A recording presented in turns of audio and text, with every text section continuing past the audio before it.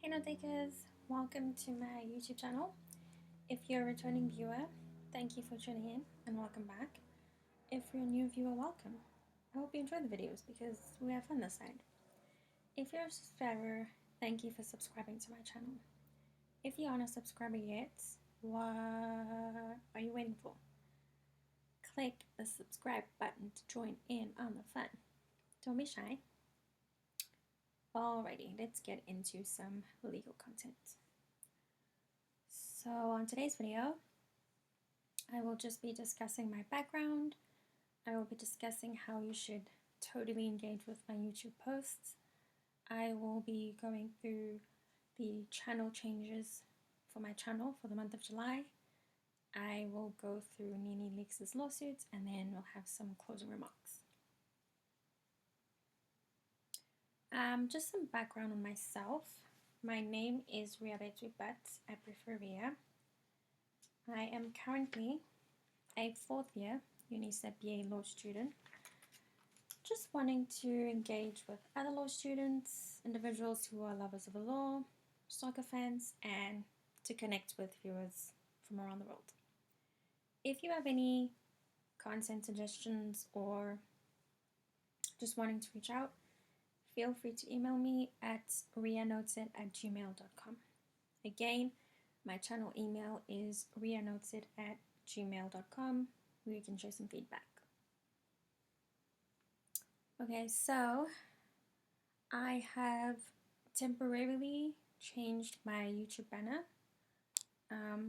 This is what it looks like. Because I declared July Real Housewives of Atlanta month, so I just made a cute banner. So that's just the temporary change. Also, make sure to check my YouTube post section regularly because I did post that July is Real Housewives of Atlanta month on my channel. Before I start, I just wanted to say thank you to my subscribers. Thank you, thank you, thank you. It means a lot. So please carry on subscribing. Please carry on sharing my content. Please carry on liking, commenting. I really appreciate it. If you're a regular viewer, you know my channel mantra. Let's say it all together. Ria knows it will grow, Ria knows it will do well, and Ria knows it will reach more people. I'm totally manifesting. Okay, so for this video, I will be discussing the lawsuit of Nene Leakes. This is part 3. Make sure to watch part 1 and 2 on my YouTube channel, just for a bit of background. Again, you may or may not have noticed, I changed my YouTube banner. As I said, I have declared July Real Housewives of Atlanta month as the season 16 reunion is playing. Part 1 aired on 13 July. Part 2 aired on 20 July. And part 3 will air on 27 July. So July will have quite a bit of Atlanta Housewives content. I have also been posting some shorts, cooking with Kelly shorts, shorts on Push's music, shorts on Drew's music, and shorts on some memorable Atlanta Housewives reunions. So feel free to watch these shorts. Let's share, like, comment, and enjoy a Real Housewives of Atlanta July. Anyway, today I'm continuing in discussing Nene Leakes' lawsuit.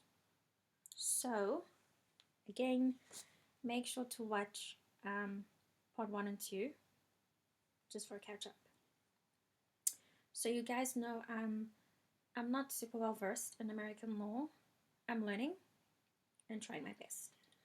In both parts 1 and 2, I went through the lawsuit paragraph by paragraph. Part 1 was me going through paragraph 1 to 34. In part 2, I went through paragraph 35 to 69. So now I will start at paragraph 17. So let's just remind ourselves, we are going through Nene Leakes' complaint. So the plaintiff is Nene Leakes, known as Nene, and these are the defendants: NBC, Bravo, True Entertainment, Truly Original, Andy Cohen, and those 1 to 25.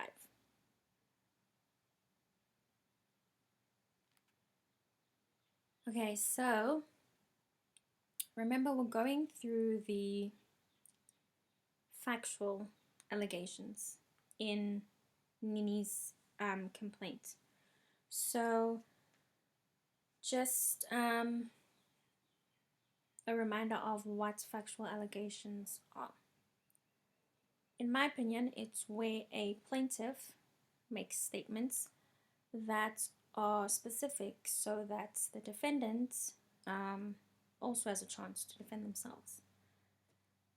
The factual allegations are essentially a roadmap of the events that led to the plaintiff's complaints. With factual allegations, in my opinion, you want to be as detailed and specific as possible, because I feel like if your allegations are not detail orientated, or if your allegations are vague, it might lead to a dismissal, or because of your vagueness, you give the defendant some leeway, and you don't want that. So, we're going through the factual allegations in Nene Leakes' complaints. It's a continuation. This is part 3. So make sure to watch part 1 and 2. Okay, so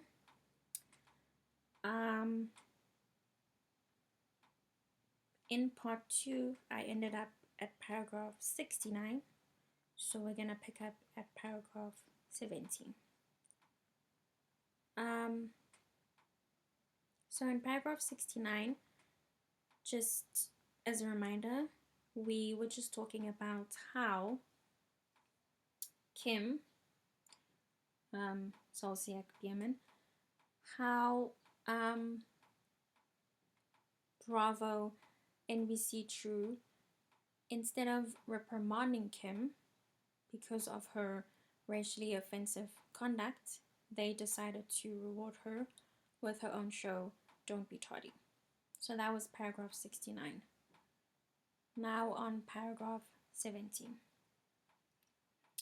So paragraph 70 says, okay, let's read this paragraph first. Kim continues to make racially offensive statements or engage in other racially offensive behavior.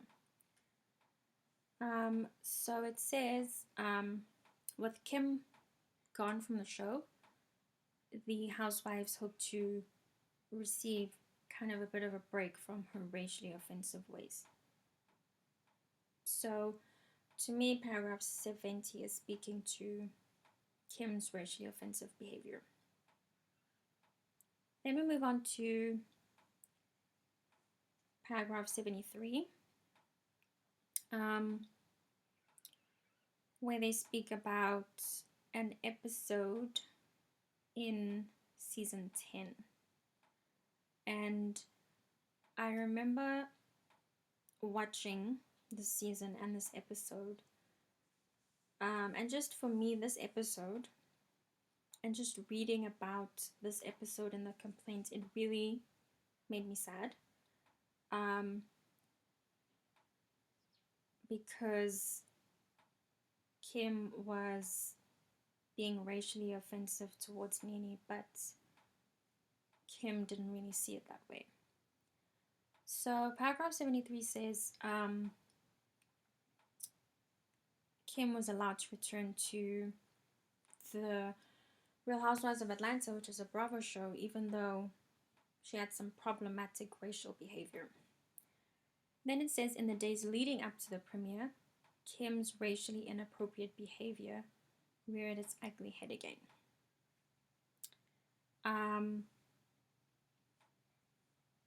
I think they're talking about RHOBH, which again, it was just really sad, where Kim and her daughter, or Kim,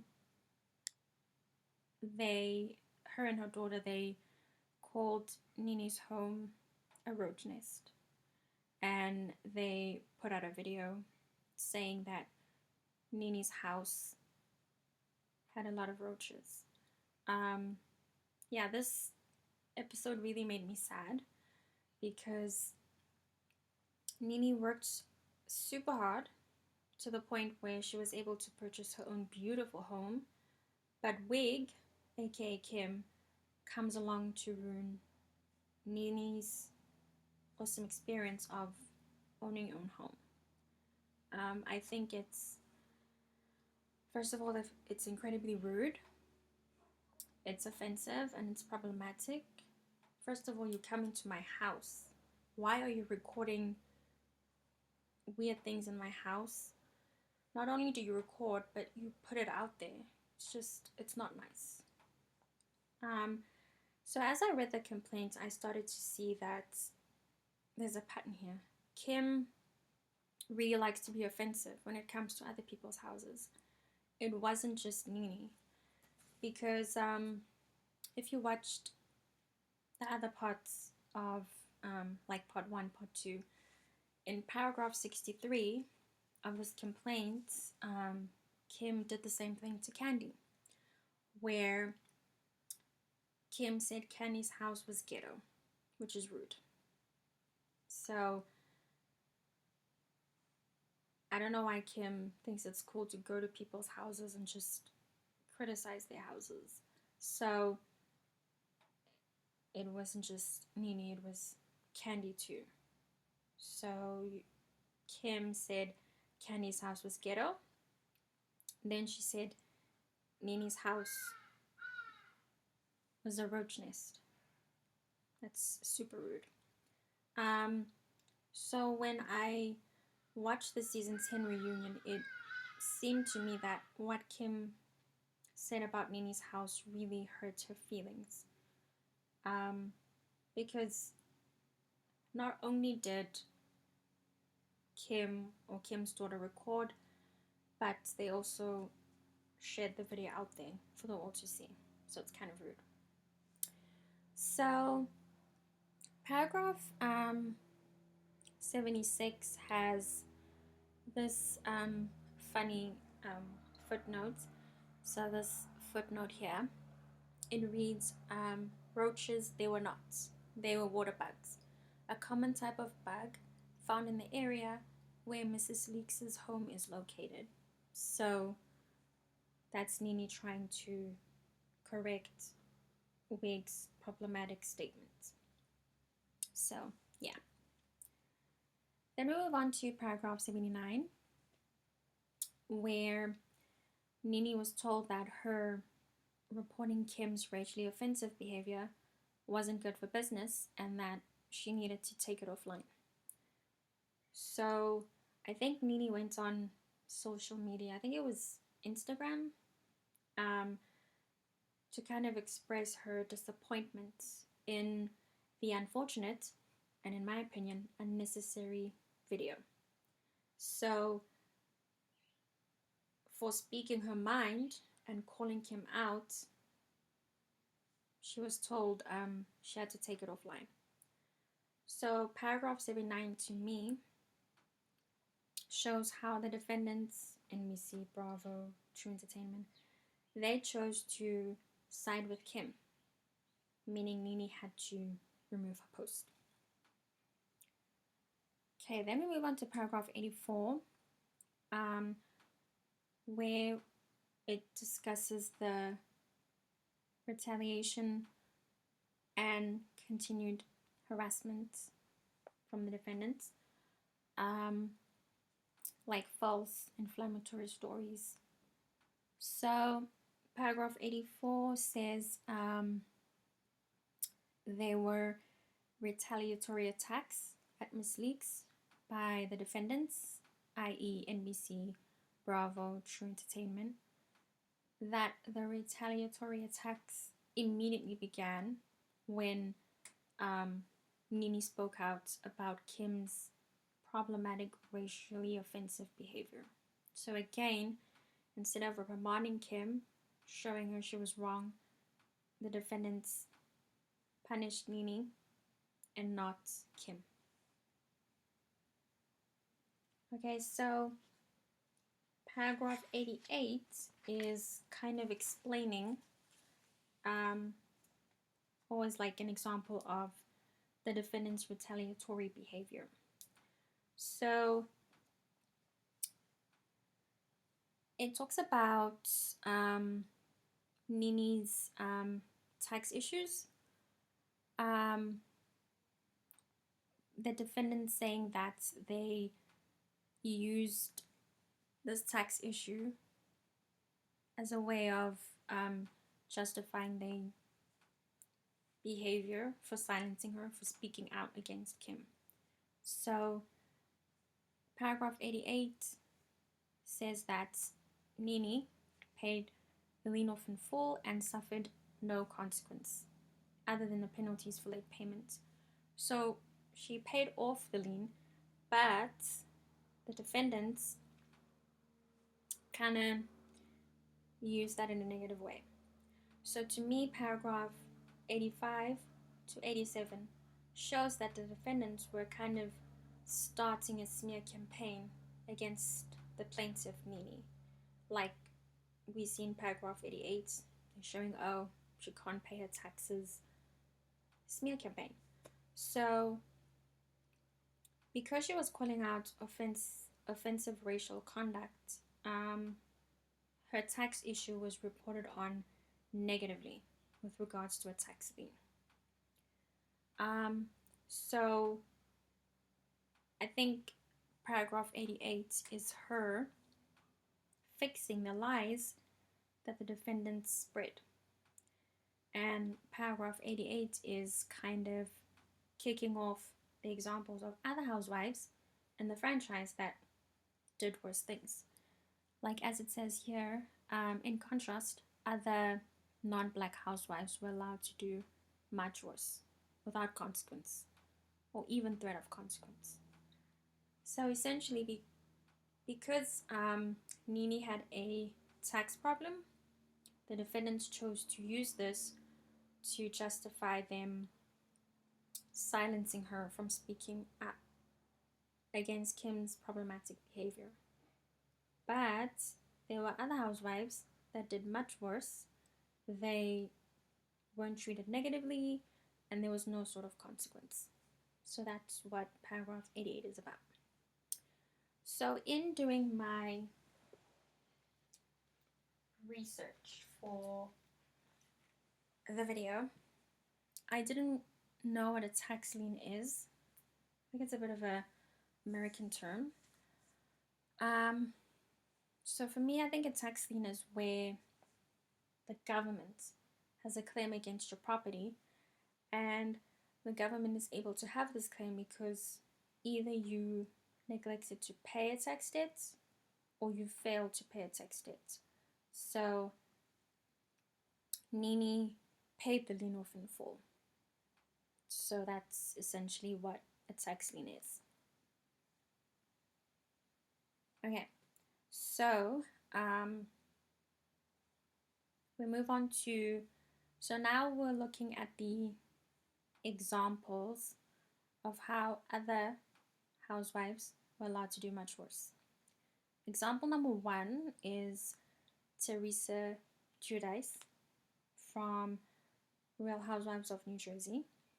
She and her husband was subject to tax liens for many years, but there was no negative press around that. And then when she got out of prison, she went back on Real Housewives of New Jersey. She had a special spin-off miniseries chronicling her time. She's turning herself into prison, and she was on the Real Housewives Ultimate Girls Trip.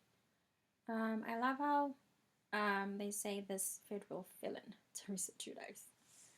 So that's just one example where they're saying Teresa also was subject to tax liens for many years, but she wasn't treated in a negative way. Another example of other housewives who had tax problems are Dorit and Erica from Real Housewives of Beverly Hills. So Dorit, she was also subjected to a tax lien, but it wasn't used negatively against her at all. Erica, her husband, that thing was a whole mess. He was involved in a lot of fraudulent activities, but Erica was still allowed to still be on the show. So I think paragraphs 89, 90, 91 is just showing how other housewives who have similar tax lien problems and huge legal problems, they weren't threatened with being kicked off the show. They were protected, essentially, is how I see it. Okay, then we move on to paragraph 95. Yeah, this season 10 reunion, it was everything. This was the reunion where when Nene would ask Kim, where is your scooter? Which is hilarious. I posted a lot of shorts with regards to this reunion, so check those out. So paragraph 95 reads, during season 10's reunion, Kim was called to task not only by Nene, but the other housewives. So I'm going to try and play this clip. You have something to say about it. Racism you're referring to? Yes. But you said roaches, so what did you say? I was saying that the roaches were equated with racism. You're reaching, and so are you. Okay, so I want to hear You're from... reaching. You're right. You're reaching. We're saying what the right. Hear us? Can you hear us? You're right. Okay, first of all, people equate roaches to dirty. Okay, so that's like you saying somebody's home is dirty.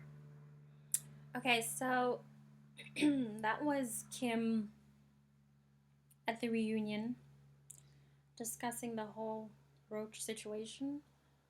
And I think in the clip you heard her saying they were reaching. So in the complaint in paragraph 95, it does say Kim said ridiculous and reaching. So that's how Kim reacted to disrespecting Nene. Then we move on to paragraph 100. Okay, so now the season 10 reunion has happened, and Andy was on, I think it was the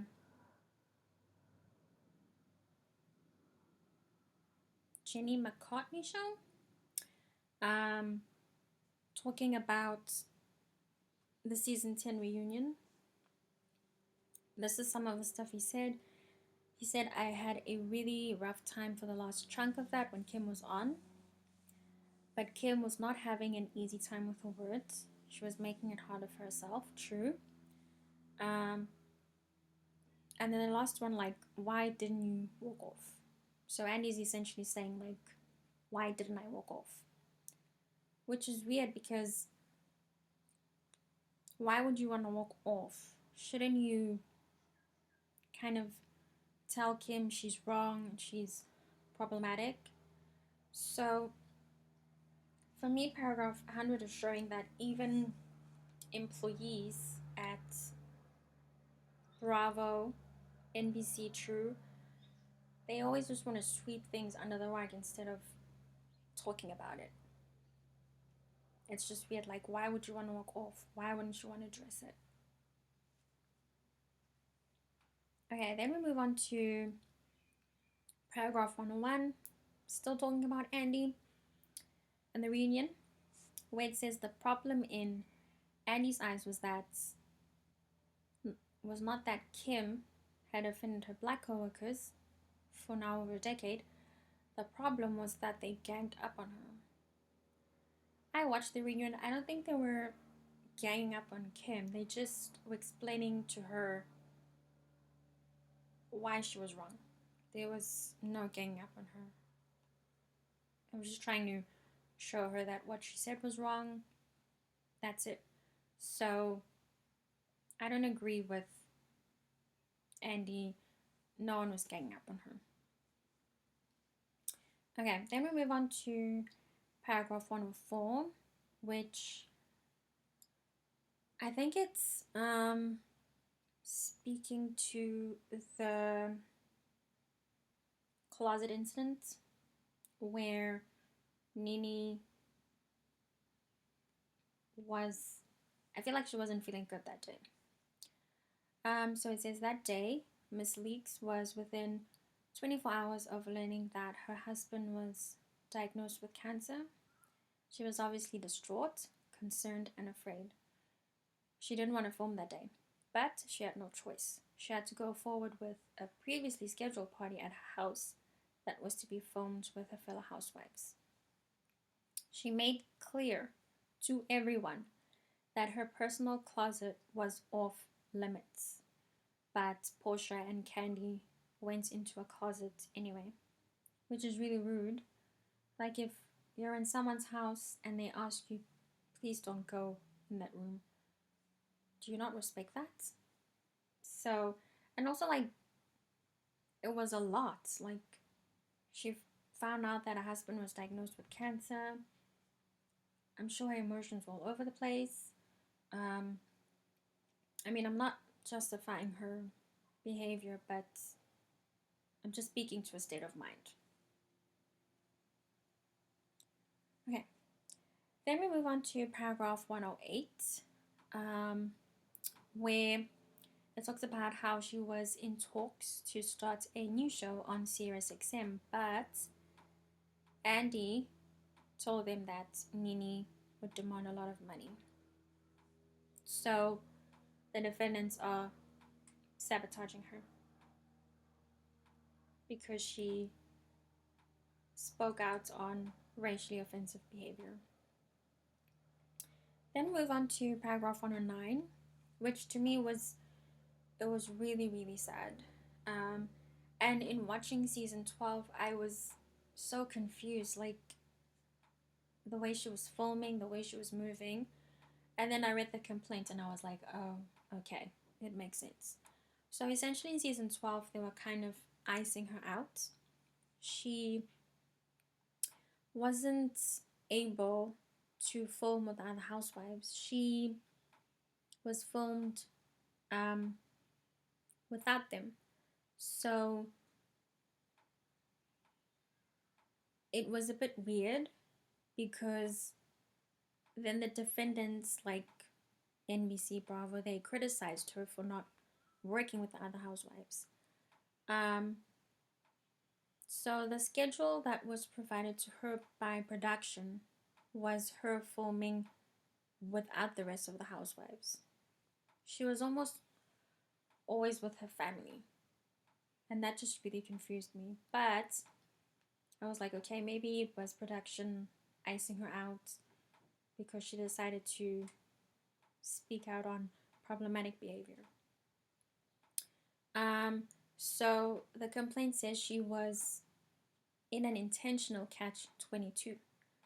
She was denied opportunities to film with the rest of the housewives, but she was criticized for not integrating into the group.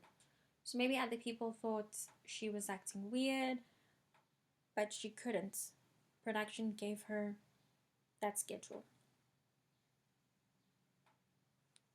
Okay, then we move on to paragraph 113, which speaks to the virtual season 12 reunion, because remember COVID came, and yeah, I don't like virtual reunions, they're weird.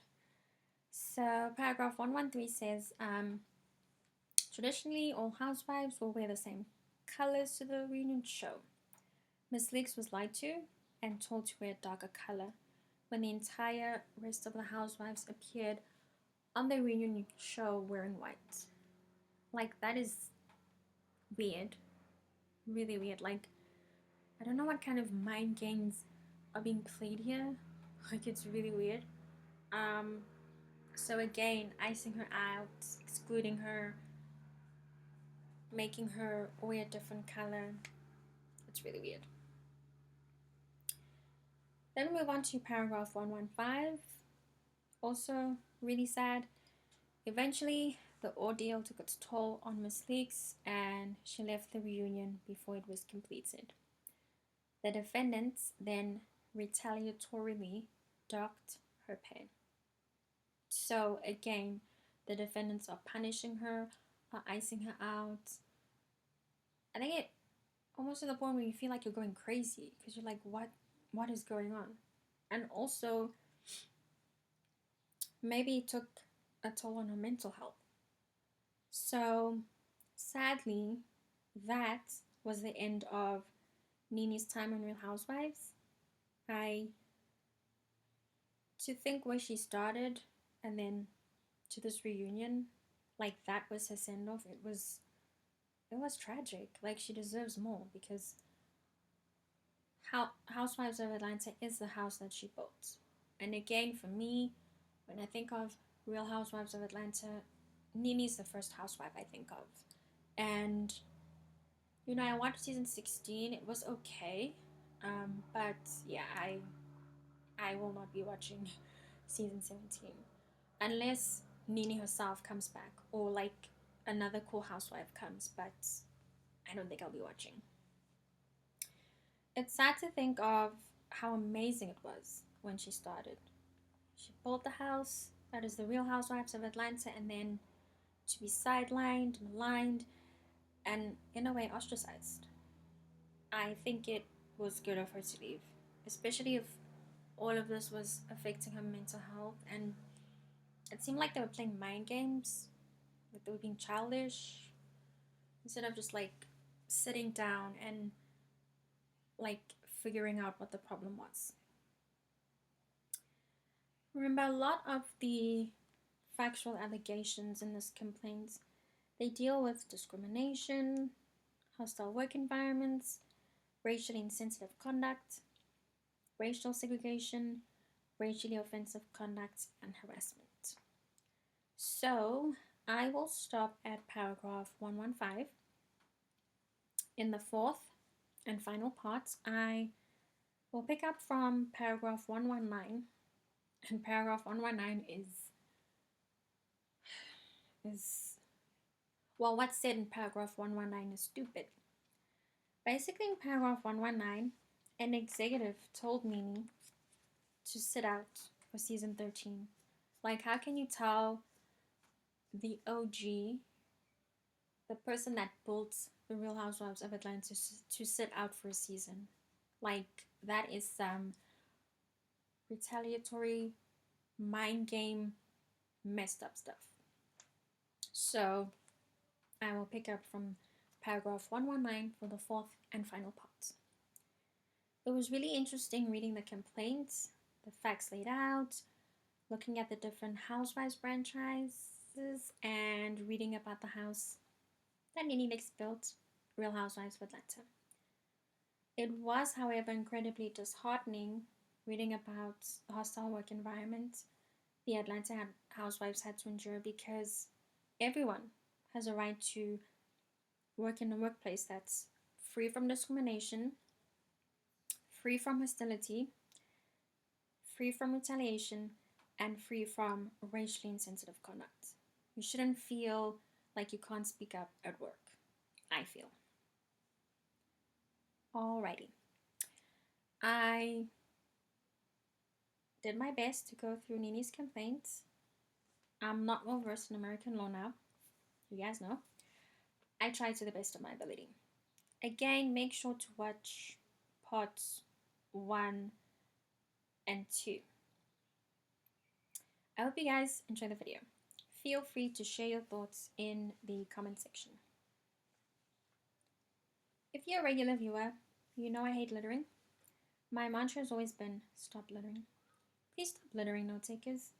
We only have one planet, so let's all do better. Stop littering and look after our planet. Don't litter, do better. Alrighty. I hope you guys enjoy this video. Don't forget to comment, like, share, and subscribe. I am the CEO / employee / boss, and this channel is my daily bread. Sorry. It's my job, so help a lady out by subscribing. I'm on the road to 250 subscribers. I hope you guys will stay tuned and that you watch my new videos. In closing, I shall say, first, thank you for listening. Second, don't litter, do better. Third, watch Real Housewives of Atlanta. And lastly, see you soon. Thank you so much, NoteTakers. Until next time.